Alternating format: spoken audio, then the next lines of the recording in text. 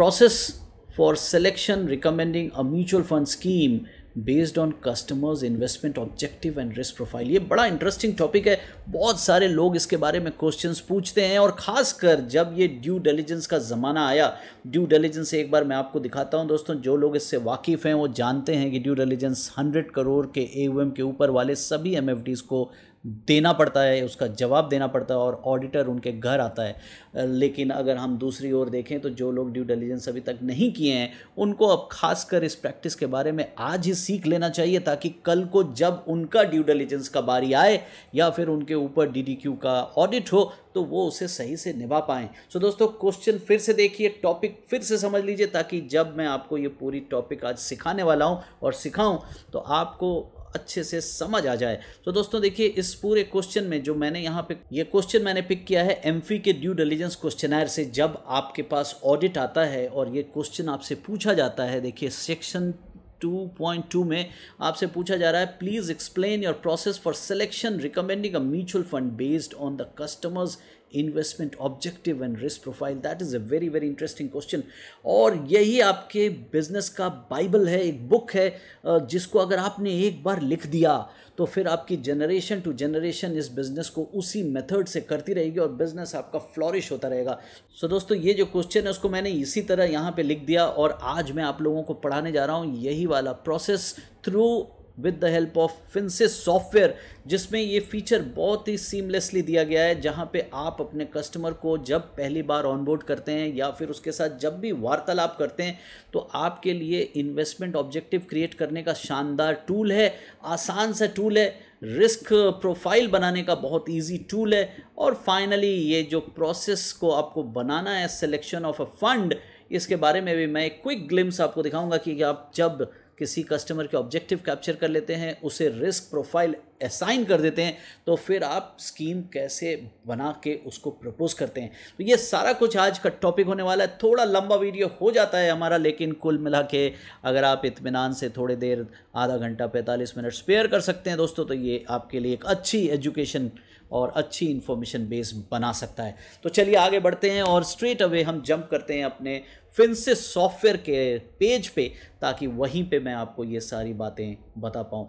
फिर भी बहुत सारे लोग जो ऐसे वीडियो देख रहे हैं जो मेरे फिनसिस के यूज़र नहीं हैं, उनको मैं इतना क्विकली बता दूं कि फिनसिस एक सॉफ्टवेयर है जिसको हम लोग फिनसिस 360 के नाम से जानते हैं, और जो लोग इसके यूज़र हैं वो तो इससे वाकिफ़ हैं, जो लोग नए यूज़र हैं वो लोग इसका डेमो देखने के लिए सिंपली हमें वीडियो के एंड में या फिर वीडियो के डिस्क्रिप्शन बॉक्स में जो नंबर दिया गया है उसमें आप फिनसिस 360 के डेमो के लिए कॉल करें, और आपको वो हमारी सेल्स टीम डेमोज ज़रूर दिखा देगी। So this is what we are going to talk about. तो चलिए, जो भी फिनसिस 360 के यूज़र हैं वो जानते हैं कि फिनसिस में हमारा एक वेबसाइट होता है, ये वेबसाइट का फ्रंट पेज है, और वहाँ से साइन अप करके आप या आपके क्लाइंट दोनों एंट्री कर सकते हैं सर्वर के अंदर। इस वक्त मैं एक एडमिन की तरह, यानी कि एक ओनर और डिस्ट्रीब्यूटर की तरह अंदर जा रहा हूँ, और मैंने अपना यहाँ पे पासवर्ड्स डाला।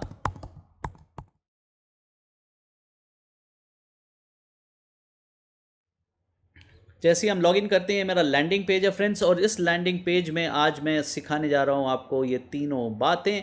पहले कैसे हम किसी भी कस्टमर के गोल कैप्चर करते हैं, और जब बात गोल कैप्चर की होती है तो थोड़ा सा समझने की कोशिश करें कि logically goal is like a destination, एक समिट है, कस्टमर का एक पड़ाव है। तो अगर हम उस पड़ाव की बात करते हैं तो हमें एग्जाम्पल के तौर पे अगर लखनऊ से दिल्ली पहुंचना है और कोई मुझे कहे कि मुझे 10 घंटे में पहुंचा दो, तो मैं उसको बेवजह तेज़ रफ्तार गाड़ी में नहीं बैठाऊंगा, मैं उसे एक नॉर्मल गाड़ी से भी पहुंचा दूंगा। और अगर वो कहता है कि नहीं, मुझे बहुत 3-4 घंटे में पहुंचना है, बहुत जल्दी पहुंचना है, तो मुझे बहुत तेज़ चलने वाली कोई बड़ी फरारी टाइप की कार लेनी पड़ेगी, और जिसे मैं तेज़ भगाऊंगा और तभी उसे मैं जल्दी पहुंचा पाऊंगा। उस केस में रिस्क है कि कहीं बीच में एक्सीडेंट ना हो जाए। तो हमारे को कुल मिला के जो भी गाड़ियां उपलब्ध हैं तेज़ चलने वाली, मध्यम वर्ग की या बहुत तेज़ चलने वाली, उन गाड़ियों को हम अपनी भाषा में रिस्कोमीटर बेस्ड प्रोडक्ट कहते हैं।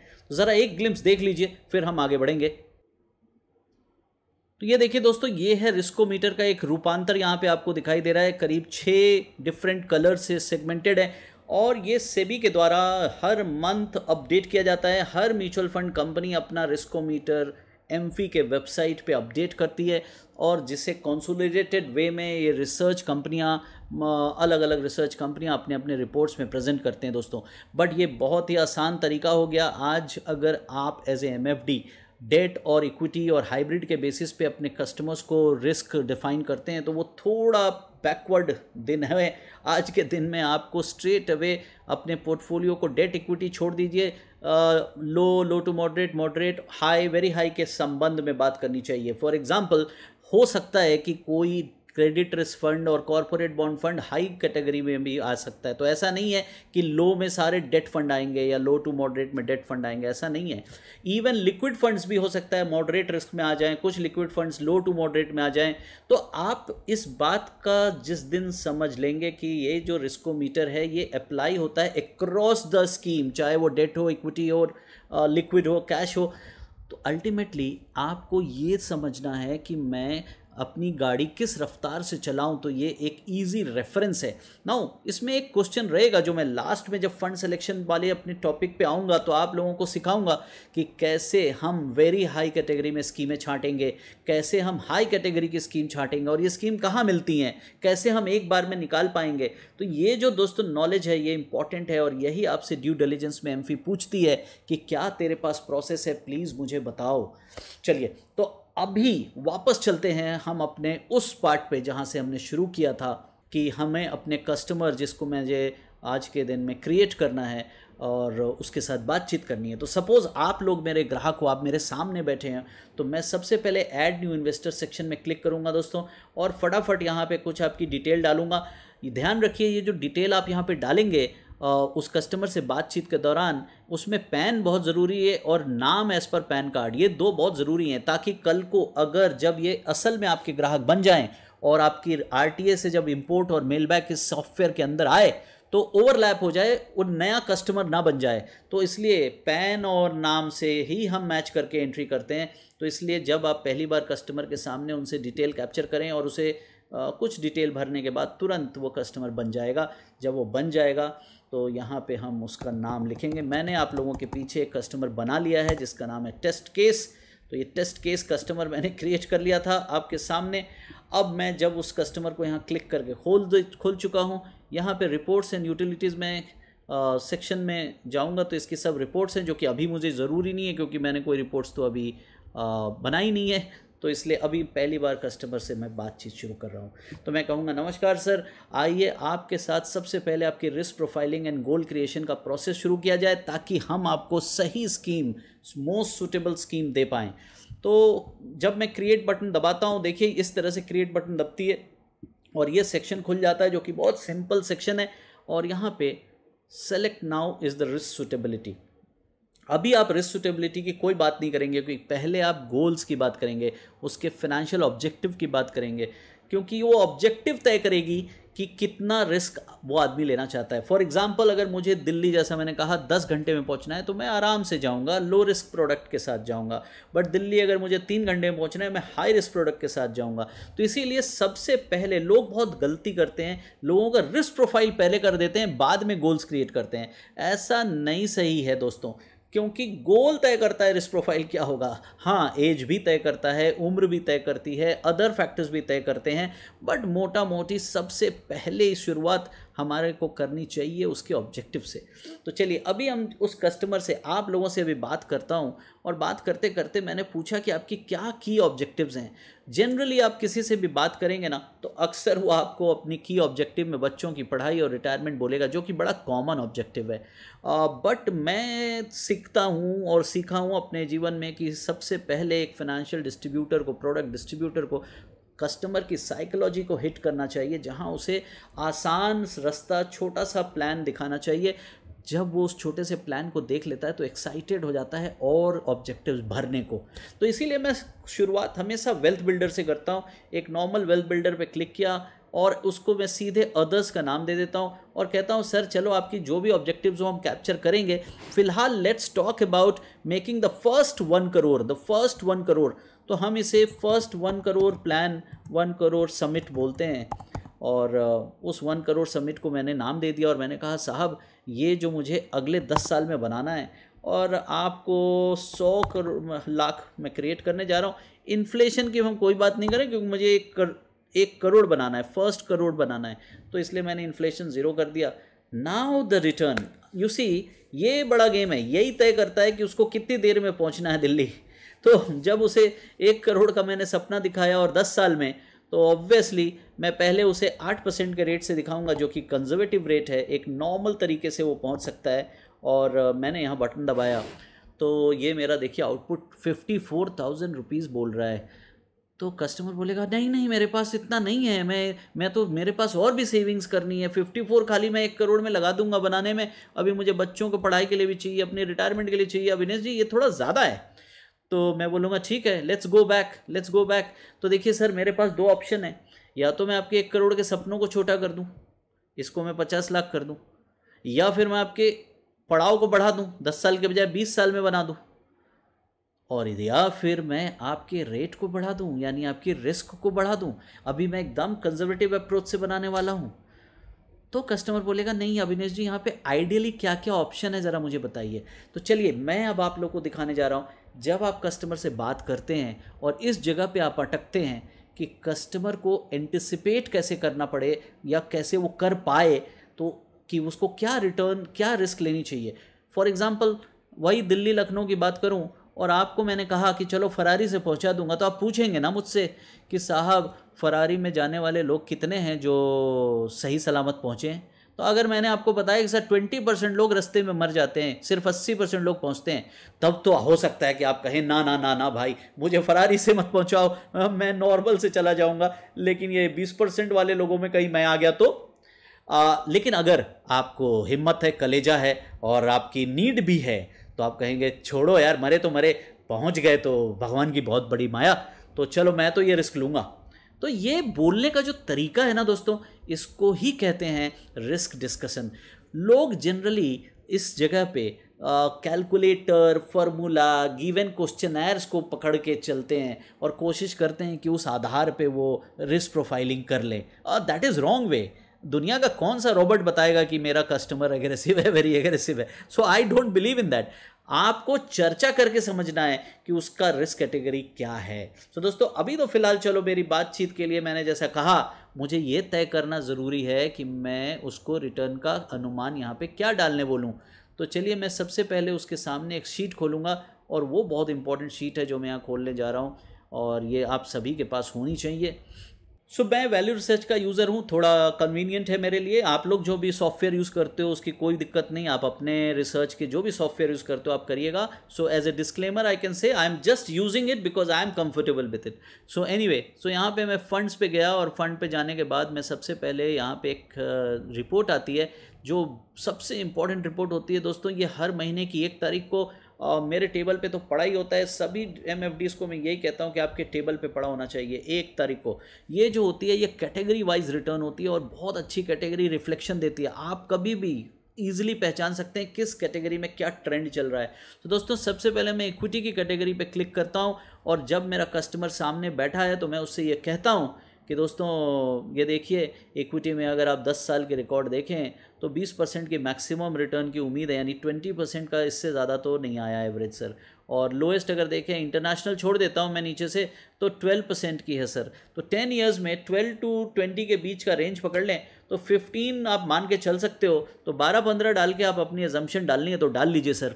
तो that's the way you talk and you can say sir, लेकिन ये 20, 15, 18 जो आया ये सब वेरी हाई रिस्क प्रोडक्ट हैं। आप देख लो, small cap, mid cap, thematic, sectoral, diversified में अगर आप नीचे आएँ जैसे कि फ्लेक्सी या फिर large cap, so they have a range of 14 और 15 kind of thing.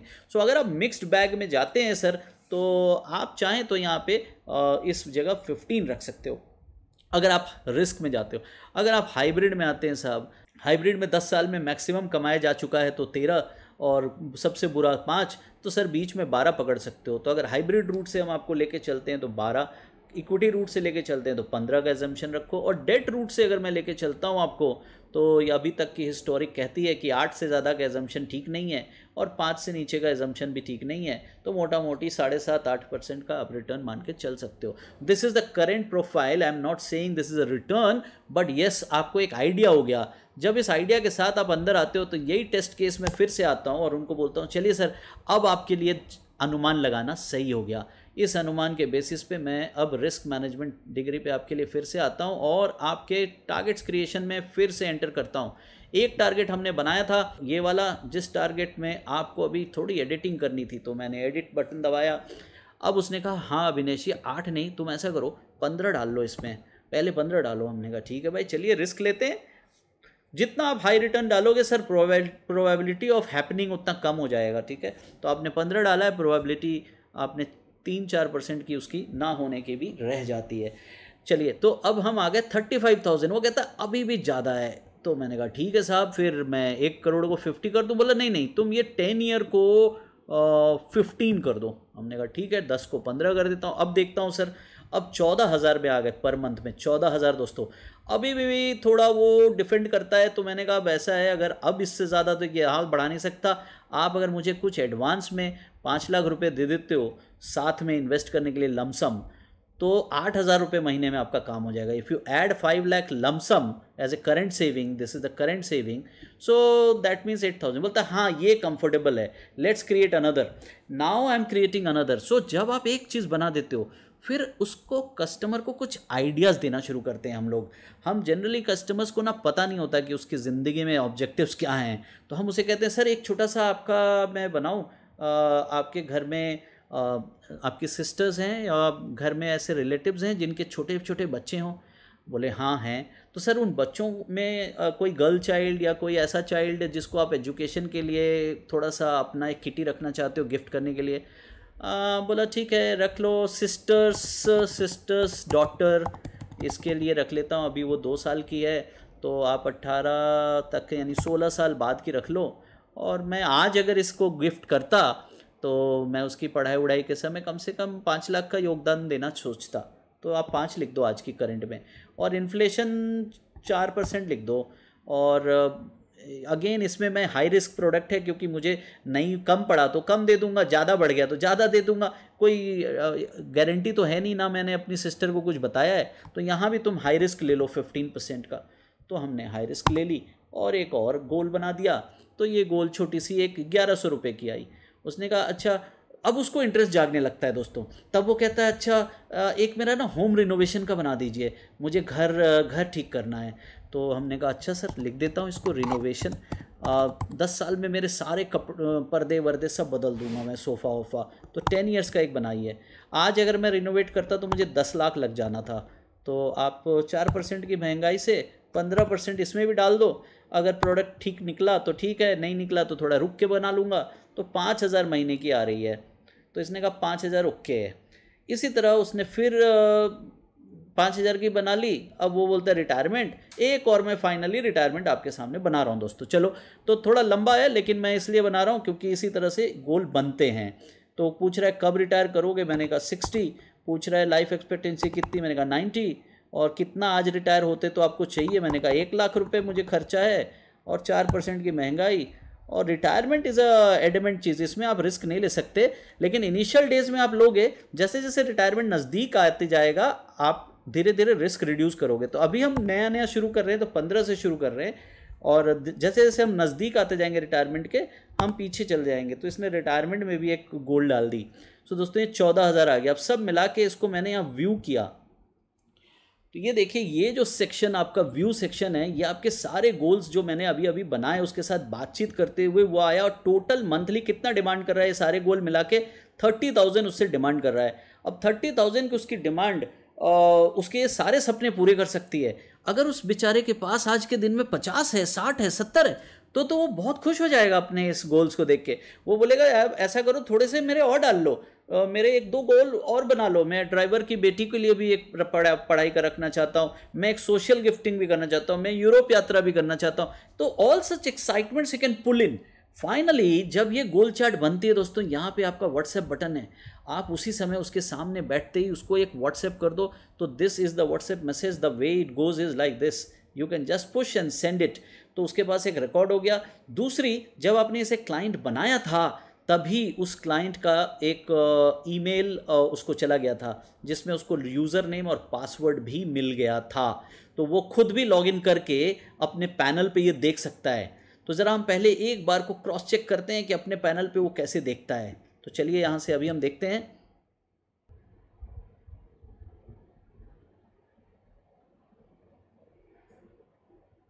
So now this is investor. अगर वो इन्वेस्टर अपना लॉगिन करेगा तो जो उसको मेल गया है ये आपके फिनसिस सॉफ्टवेयर से उसको मेल चला जाता है जिसमें उसकी लॉगिन कंफर्म रहती है और उसको पासवर्ड उसका भेज दिया जाता है। Assume you are that investor और आप खोलते हो पहली बार, तो आपको यहाँ पे अपनी इन्वेस्टमेंट टारगेट्स दिखते हैं जिसमें आप अपने सारे टारगेट्स देख सकते हो जो आपने अभी अभी बनाए हैं। And these are the targets you can see. Okay, so ये आपके पैनल में भी दिख रहा है ना। आपको उस टारगेट के चक्कर में इस पैनल में आने की लत लग जाती है और फिर आप इस पैनल में रोज़ आने की कोशिश करते हो। तो आप अपना पोर्टफोलियो जब बना लोगे तो कल को पोर्टफोलियो भी देखने लगोगे, एनालाइज करने लगोगे, तो आपका एक अच्छा कनेक्टिविटी बन जाता है कस्टमर के साथ because of this first step. चलो एनीवे, अभी मैं वापस से अपने लॉगिन में आता हूँ जहाँ पे मैं एडमिन की तरह लॉगिन कर रहा हूँ। Now we are back to this case. Test case is the example and you are the customer. जैसा मैंने बताया, आप लोगों ने अभी अभी मेरे सामने अपने टारगेट्स बनाए और आप उस टारगेट्स को यहाँ देख भी रहे थे। आप खुश हो गए इस टारगेट को देख के। इस टारगेट्स में जो रिटर्न टारगेट्स हैं सारे हाई रिस्क टारगेट्स हैं अभी। तो अगर एक भी हाई रिस्क भी होता तब भी ये आपकी category high risk category investor में आ जाती है, यानी कि आप एग्रेसिव कस्टमर हो जाते। सो अल्टीमेटली अब मुझे आसान हो गया ये करना क्योंकि आपकी ऑब्जेक्टिव रिस्की है। मैंने आपको इसके बारे में बता भी दिया कि सर ये रिस्की है, यहाँ पे केसेस डिफ़िकल्ट हैं और जर्नी डिफ़िकल्ट है। So ultimately still you are ready क्योंकि आपको 15% से कम में टारगेट अचीव नहीं हो रही थी, आपको टाइम ज़्यादा लग रहा था और आप इस टारगेट को रिस्क के बेसिस पे लेने को तैयार हैं। Now when you say that then we say risk suitability पे मैप करना। अब हम मैपिंग करेंगे आपके सामने और आपको यहाँ पे हम एक सेलेक्ट नाउ बटन का ऑप्शन देंगे आपके सामने और कहेंगे कि सर देखिए मेरे यहाँ कस्टमर्स 4 कैटेगरी में हैं। एक जो बहुत धीमे रफ्तार से चलना पसंद करते हैं, उनको मंजिल पहुँचना ज़रूरी है चाहे वो 10 साल में पहुँचे। और दूसरे होते हैं सर मॉडरेट वाले, ये थोड़ा तेज़ी थोड़ा हल्का थोड़ा तेज़ी, लेकिन ये थोड़ा मॉडरेट दौड़ते हैं। एग्रेसिव वाले बहुत तेज़ भागने की कोशिश करते हैं बट फिर भी थोड़े डरपोक तो होते हैं सर। और वेरी एग्रेसिव वाले तो बिल्कुल पैसा आए या जाए, मतलब या तो 10 का 20 या 20 का 10, ये दोनों साइड के लिए तैयार होते हैं सर। आपका नेचर जो मुझे अभी समझ आया सर और आपकी डिस्कशन, आप थोड़े वेरी एग्रेसिव में फॉल करते हो सर। तो अगर आप कहें तो मैं ये टिक कर दूं और अब मेरी कमेंट में मैं लिख दे रहा हूं सर कि it is all discussed and explained. Okay sir, तो मैं जैसे ही ये सबमिट मारूंगा ये जो मेल है ये चला जाएगा आपके कस्टमर को और कस्टमर को वो एक कंफर्मेशन की तरह मेल पहुंचेगा। So that's the submission. और ये एक बहुत सिंपल तरीका होता है, इसमें कोई चैलेंज नहीं है।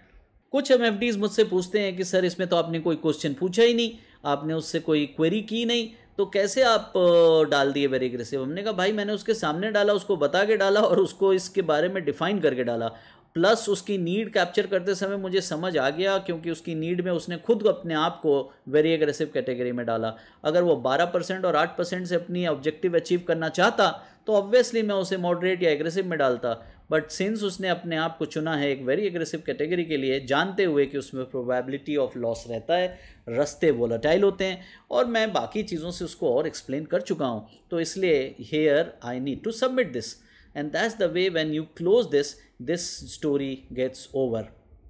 So now when you come on this main heading risk in your admin page, जब आप आएंगे तो यहाँ देखिए इन्वेस्टर रिस्क प्रोफाइल है। अगर हम इन्वेस्टर रिस्क प्रोफाइल पे क्लिक करेंगे तो यहाँ सारे उन इन्वेस्टर्स का नाम होता है जिनके रिस्क प्रोफाइल बने हुए हैं। देखिए पहला केस अभी मैंने टेस्ट केस बनाया जो वेरी एग्रेसिव में है और 92 डेज बाद इनके रिव्यू भी है। तो ये रिव्यू रिमाइंडर भी आपको सॉफ्टवेयर बताने लगता है कि भाई तूने आज इनका बनाया 92 डेज बाद तू इसको देख लियो, 4 टारगेट हैं इसके और ज़रा इनसे बातचीत कर लियो। यहाँ पे रिव्यूअर का कमेंट भी है किस बेसिस पे मैंने बनाया। This is your log, this is called आपके डिस्कशन लॉग। तो अगर आप एक बार फिर से DDQ क्वेश्चनर में आएंगे तो देखिए यहाँ पे एक 2.3 में एक क्वेश्चन पूछता है, in case you provide advisory services please attach extract of sample logs. So ये जो लॉग देना है ना कस्टमर के डिस्कशन का और उसके फाइनेंशियल प्लानिंग या रिस्क प्रोफाइलिंग का, that is the log I am talking about which I just presented to you. So friends, ये वाली चीज़ों के साथ ही आपका ये पूरा कार्यक्रम पूरा होता है और आपको ये कंप्लीट प्रोसेस में से 2 प्रोसेस कंप्लीट हुए। पहला जो मैंने दिखाया कि कैसे गोल क्रिएट करते हैं बड़ी आसानी से, मज़ेदार तरीके से, और कस्टमर को आप कैसे एक्साइट करते हो towards doing better saving and informed decision लेने में मदद करते हो। और दूसरी चीज़ हमने आपको बताया कि कैसे आप उसका फाइनली रिस्क प्रोफाइल डिसाइड करते हो।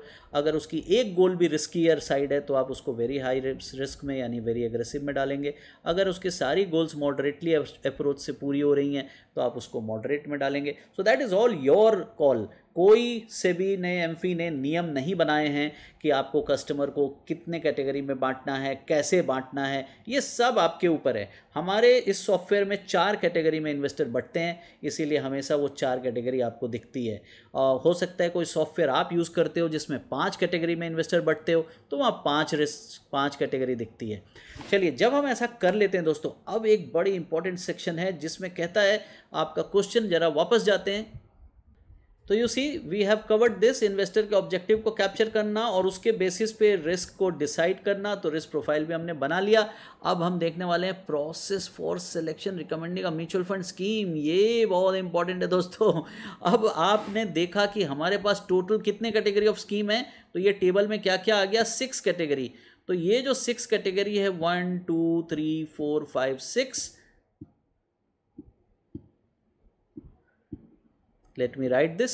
और ये जो 6 कैटेगरी हैं इस स्कीम के, लो और सबसे हाई वाला वेरी हाई, ये रिस्कोमीटर के हिसाब से मैंने आपको एक बैंड दिखाया कि इस रिस्कोमीटर के बैंड के हिसाब से देयर आर डिफरेंट 6 कैटेगरीज और हम उसी में से स्कीम देने वाले हैं।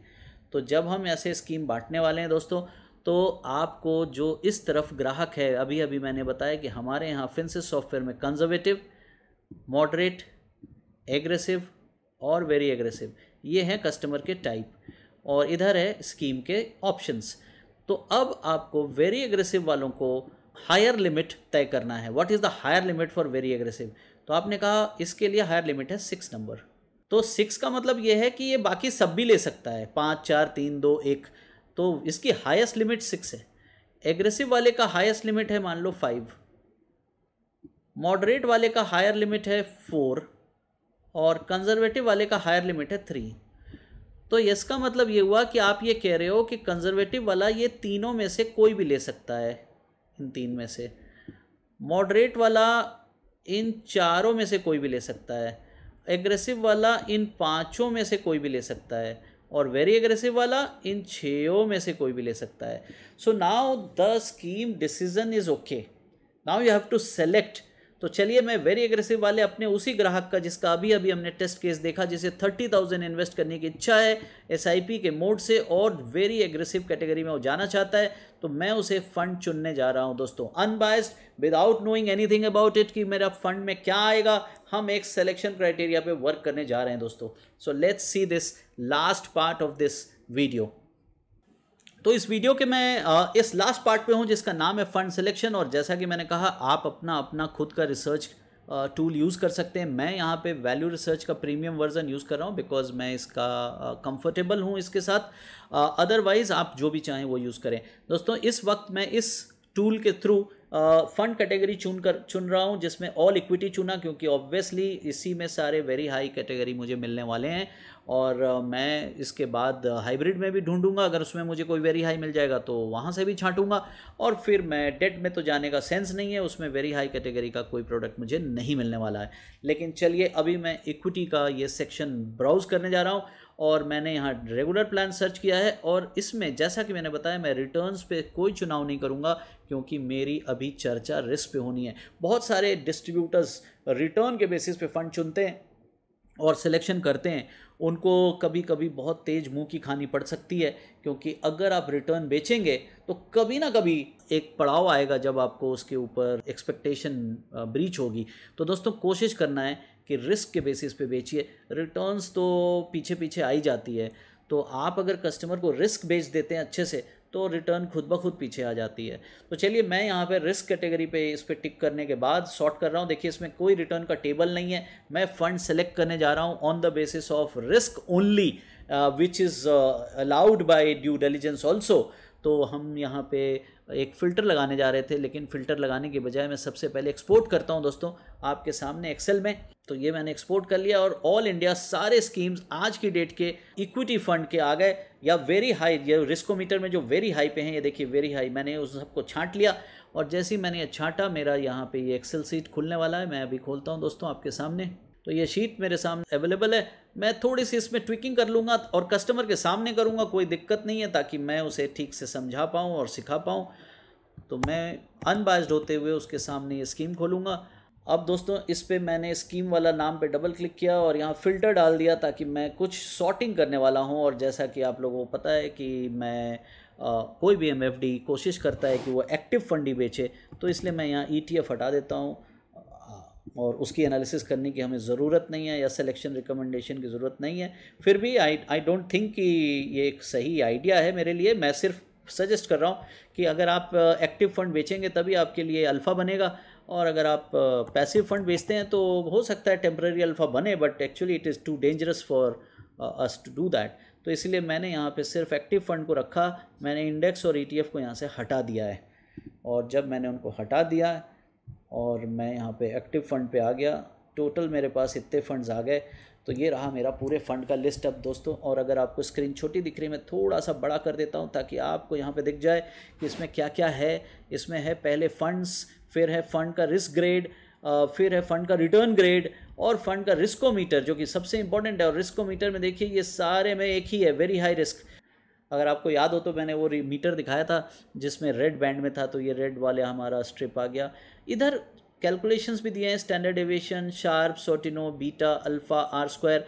इन बातों को हम टेक्निकली आज के सेशन में नहीं कर रहे हैं इस वीडियो में दोस्तों। ये भी एक अच्छी ट्रेनिंग हो सकती है अगर आप टेक्निकल वे में फ़ंड छांटना चाहते हैं। आज मैं विदाउट टेक्निकल थ्योरेटिकल बेसिस पे या फिर एक लेमैन की भाषा में कहें तो फ़ंड सिलेक्शन करने जा रहा हूँ। तो जब मेरी रिस्कोमीटर में वेरी हाई है तो मुझे चाहिए क्या, जब मैं किसी चीज़ में रिस्क ले रहा हूँ तो मुझे क्या चीज़ चाहिए दोस्तों, सबसे गारंटीड। तो मुझे उस चीज़ में सबसे इंपॉर्टेंट चीज़ जो चाहिए वो चाहिए रिटर्न। तो मैं रिटर्न में क्या डालूंगा, हाई डालूंगा या अबव एवरेज डालूंगा। मैं एवरेज और बिलो एवरेज और लो रिटर्न लूंगा ही क्यों, जब मैंने रिस्क लिया है तो मुझे हाई चाहिए। तो इसलिए मैं यहाँ पे हाई पे आ जाता हूँ।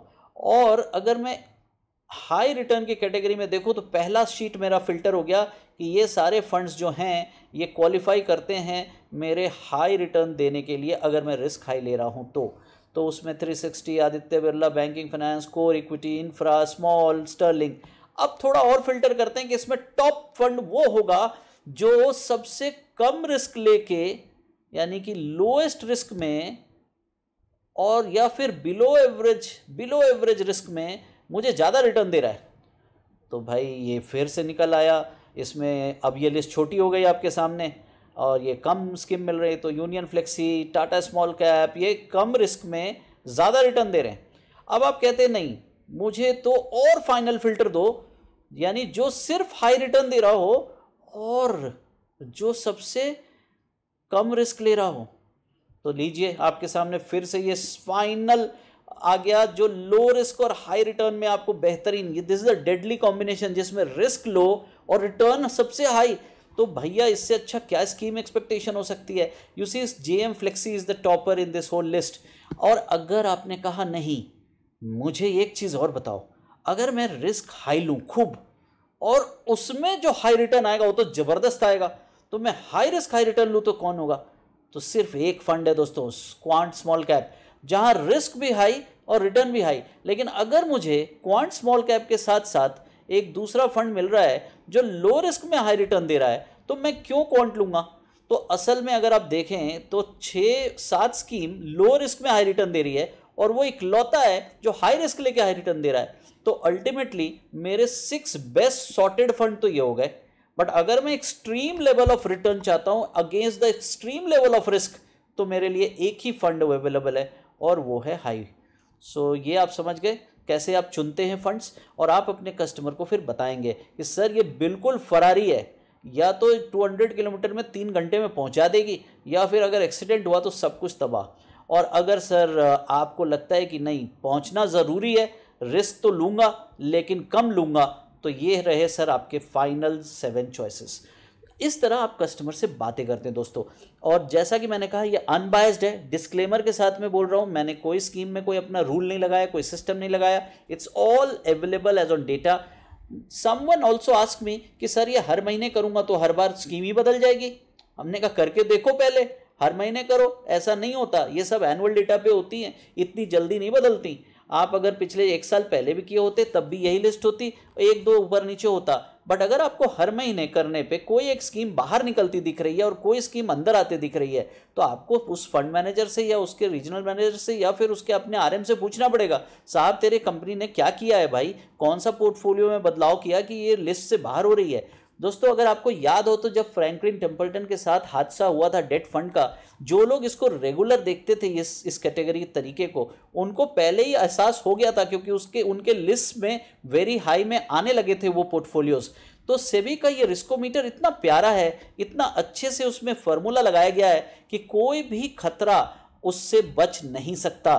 तो मैं आपको फिर से कहूँगा कि आप अपने इस क्वेश्चन का सरलता से जवाब ढूंढो, और वो जवाब है इस क्वेश्चन का सिर्फ एक ही, और वो है आपका ये प्रोसेस भरा फिंसिस के द्वारा जो अभी अभी मैंने सिस्टम बताया, और फाइनल में स्कीम सिलेक्शन का जो मैंने मेथड आपको बताया। तो दोस्तों इसी के साथ आज का ये सेशन मैं यहाँ पे एंड करता हूँ, और आप लोगों से रिक्वेस्ट करता हूँ कि प्लीज़ इन चीज़ों को नोट करें जो मैं अभी देने जा रहा हूँ। तो मैंने डिस्क्रिप्शन बॉक्स में भी ये नंबर दे रखा है दोस्तों, यहाँ भी मैं फिर से दे रहा हूँ, आप इस नंबर को यहाँ पे सेव कर लें। ये हमारा सेल्स इंक्वायरी नंबर है 6393518766। जैसे ही आप इस पे नंबर डालेंगे और व्हाट्सएप कर दें, ये मिस्टर इमरान अहमद हमारे यहाँ सेल्स हेड हैं, आप उनसे कभी भी चैट करें और उनको ये सिस्टम में डालें, hi I am interested please call me back. Imran तुरंत आपको बात करेंगे, या उनकी टीम से कोई आपको कॉल करेगा, या फिर आप व्हाट्सएप करेंगे तो आपको ये डेमोन्स्ट्रेशन के लिए टाइम बुक करेंगे और आपको लाइव डेमो देंगे। तो दोस्तों ट्राई करें इस फिंसिस सॉफ्टवेयर के इस फीचर को। अगर आप ऑलरेडी मेरे यूज़र हैं तो ज़रूर अपने सिस्टम में इसका इस्तेमाल करें, और ज़्यादा से ज़्यादा लोगों को, कस्टमर्स के गोल क्रिएट कर करके उनको भेजना शुरू करें, या उनको व्हाट्सएप करें और उनको उकसाएं कि वो खुद भी और गोल्स और ऑब्जेक्टिव्स बनाएं, जिससे कि आपके लिए उनका रिस्क डिसाइड करना आसान हो जाए। With that, goodbye, and we will see you again in the next topic and next learning again with some interesting topic.